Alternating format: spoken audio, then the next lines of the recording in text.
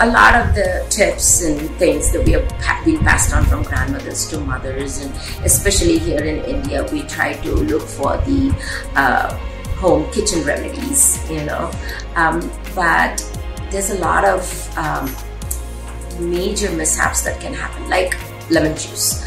A lot of them, we see them, they take the lemon juice and they're rubbing it over the face. It's citric acid. Any acid, we all know that it needs to be neutralized. So if you don't, and you go out in the sun, you're going to burn. So I always say, whatever you see in the kitchen, just ingest it before you put it on your face. Because the skin is built in a way that nothing can penetrate, nothing can leave.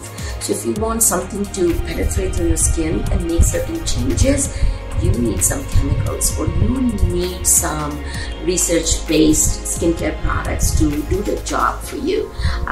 If you want organic, or a lot of people will come in and tell me I want everything natural. I'm like, organic and natural is something that I don't provide, because I cannot keep a banana on the shelf for a month and expect it to do the job. Even after a month, I can smear it on somebody's face. It doesn't work that way. Organic and natural, ingest it, eat a lot of organic, live a nice, natural, healthy lifestyle.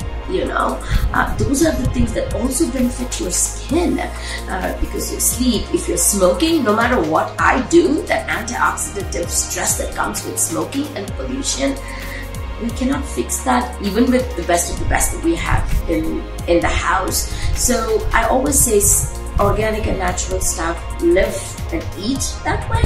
But when it comes to fixing some skin issues, we might need something more than natural or organic.